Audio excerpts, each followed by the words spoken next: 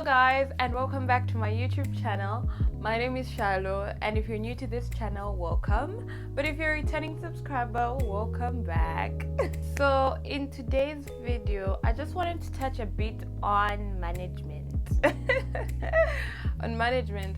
Generally, people think, management is only for people in big positions or people with certain positions. But one thing that we forget is that we are all responsible for something and over something. You understand? This is just the second month of the year, and before I go on further, let me wish you a happy new month. Happy new month, everybody. Happy February. May February bring you the best that God has in stock for you. But before he does that, he needs to trust you enough. Anyway, back to our topic of discussion today. I really want to talk about management because, honestly speaking, a lot of us are doing it wrong. You know what I mean when I say a lot of us are doing it wrong? I mean that a lot of us are praying for, and let me just talk about praying specifically. A lot of us are really praying for big things that when we look at it generally, we cannot even handle ourselves. Instead of us praying for the big things, why can't we ask God for him to enlarge our capacity? Look at the people that have got the greatest success in terms of wealth, in terms of influence, in terms of power, whichever, but I'm talking about the right ways of, success. Those people that are up there, it's because they have the capacity to handle that which they have been given. It's a reminder for all of us that we should increase our capacity before we even start asking God for anything. We should learn to be very honest with ourselves and ask God to increase our capacity, because he can't trust you with what you can't handle. He's already trusted you with the 10 that you have mismanaged. What makes you think he will give you more, honestly speaking? And it's just not in relation to God. I brought God because, I'm a Christian girl. Everything that I have, I just go, Daddy, may I have A, B, C, D?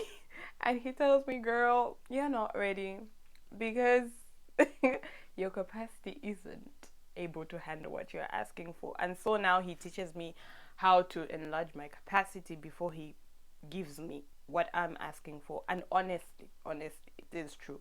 If he had to give me that, I'll definitely run away. I'll definitely mismanage it. But even you yourself, if you had to reflect upon your life and what you have now, definitely these are things that you can manage and things that are within your capacity in this time right now, because that's what your capacity can hold. That's what your capacity can embrace. That's what your capacity can catch. It's what your capacity can handle. You will not be given anything that you can't handle. So if you look at, let me give you an example, right? Even wealth, even with money, the money that you worked hard for, sis, bruv, you will take care of that money as though that's the last thing you've got. If I have a witness, let me know in the comment section below.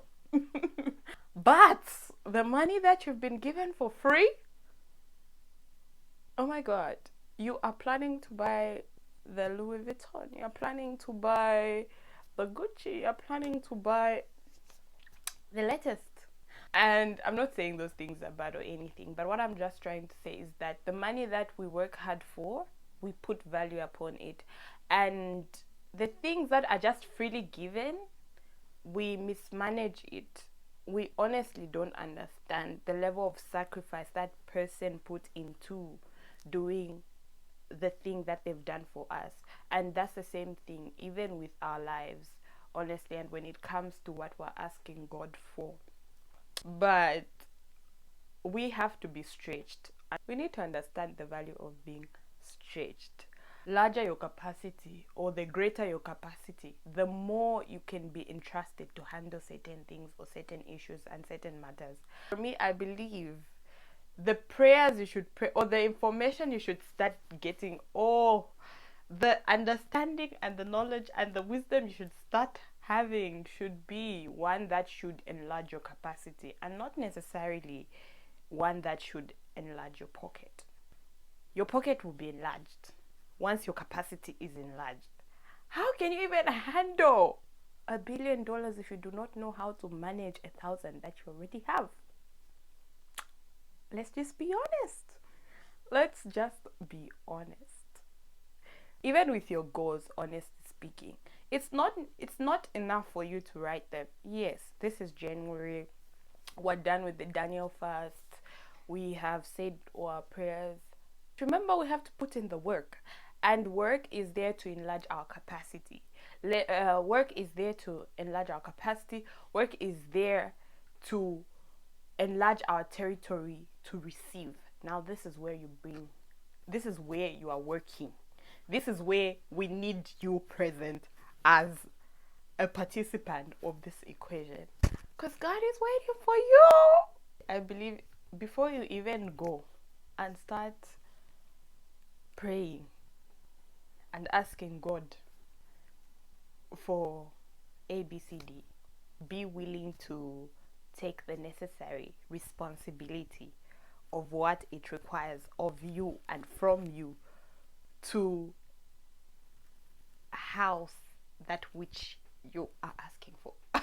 You need to be present, and you need to play your roles actively. You need to play your roles actively. Let me give you a story about myself. Lord, I was in grade 9, very young, very naive. Let's put it like that. Back in my country, when you're in grade 9, because I'm from Zambia, I'm a Zambian girl. Back in my country, when you're in grade 9, you need to write an exam for you to qualify to go to senior secondary school. So for me, I had it written literally. Every single morning I would wake up, I would always confess that I'm going to get 500 and above. I even had a specific mark. I'm like, I'm going to get this. But I was so young to understand the value of the work that is needed to put in. I don't know, but honestly, I really don't know what happened. Oh? No, I don't know what happened, but why did I allow that to happen? That's the question. And most of us, we know what we're supposed to do, but we don't do it. We're confessing, but where's the work? Faith without works is dead. It is dead. We should learn to practice the Bible, because the Bible is the practical book. But let's go back. So I'm in grade 9, a girl, very ambitious, very goal-oriented, but sis was not studying. I was not studying as much as I was required to do so. I needed to study, but I didn't put in the work. Honestly speaking, I did not put in the work. And guess what? I didn't make it to 500. I didn't even make it to 490. But that's another story for another day. What I'm just trying to say is that I didn't make it, okay? I confessed, I prayed, but when God looked down to pour the 500 on me, he's like, babe girl, you got no structure. But more of the story, please. Yo, it can be hard. And I was just 14. Can you imagine? I was 14. Since that day, after getting my results, I honestly knew that I needed to play my part. God did his part, and he'll forever continue doing his part. But the problem here, I'm like, it's me, God, because I was the one who was sleepy. I was the one who was not putting in the work. That is just one of the instances, but that was my light bulb moment for me in my life. At a very young age, I came to realize, I'm like, I really need to, match my faith and match my works. I need to combine the two. I need to join the two. I just can't have faith without working, and I just can't work without entrusting that which I am doing to God. As we have written down these goals, as we are praying over our goals, please let's not forget to make the micro steps that are needed to get to where we want to be. Make the micro steps. Create, sit down, plan. If it's necessary, do your daily plan, weekly plans, monthly plans. At least that will take you to where you want to be. That will take you to what you desire to achieve. Get into a structured framework. Have something you're working with. Have a structure to help you, to guide you as you're walking down the path of achieving that goal. Goals are good to set, but what use are they if you can't even if you can't micro plan for them? It's good to confess, it's good to have the mantras, it's good to have all that you need to have, it's good to fast, but all that is in vain because you don't have structure to work with. You haven't built a foundation to build your house upon. That you have to consider, honestly speaking, there are things that you have to consider before you even start dreaming or start confessing. You need to put in the work. You need to know, if I want this is what is required for me. I need to carry this cross. I need to, I need to do what I have to do. I need to put in the work. You have to put in the work. You're not an exception. You're not an exception. We all work. I am not an exception. I need to put in the work. Look at me. At a very young age, I learned the lesson, and I learned it the hard way. But fortunately, when grade 12 came, I said, I will not repeat my past. I learned, and I learned it hard. I said no. I've been given another chance. I will never go back to grade 9, but I'm in grade 12 now. So I might as well grab this chance with everything within me and give it my best. And honestly, I gave it my best. I gave it my best. And I'm really proud. I graduated. I came out with distinctions, and yeah, at least that's what I learned. I learned that, and I practiced that, and it's something that has stuck with me. If ever I need something, before I even go after it, I need to ensure that I can work for it I can put in the hard work that is needed, because everything has been given to me. So I need to put in the work that is needed. I need to work extremely hard if I need to go somewhere, or if I,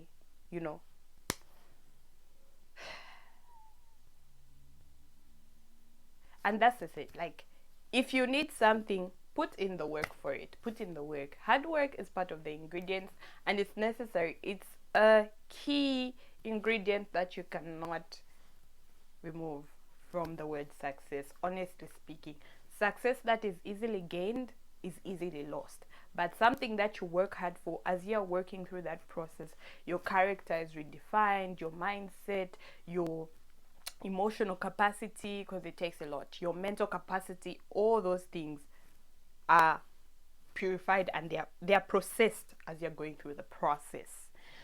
Keep dreaming, but work at it. Work at it. If you want to fly around 10 countries, work at it. If you want to buy your mansion, work at it. If you want to open your business, work at it. If you want to graduate, work at it. If you want to go to university, the best university, you want to go to Harvard, you want to go to UNZA, you want to go to CBU, work at it. That is all. Just work at it. Because hard work is part of success. It is part of you appreciating that which God has given you, the opportunity that He has granted you. So you're managing it well in that moment when you work at it. So management is key and it's necessary because you are taking responsibility and accountability for the opportunity that you have been given. And opportunity varies and it looks different for different people, to different people. Sometimes it can come through money, sometimes it can come through information, sometimes it can come through people. So all that you should management of people, management of your resources, above all management of yourself, your time, your energy, your emotions, all that is needed. So you need to constantly practice management because it is necessary to your success. And one thing that is required from you when it comes to management is hard work. You need to put in the work. So yeah, from me, it's a wrap and bye bye.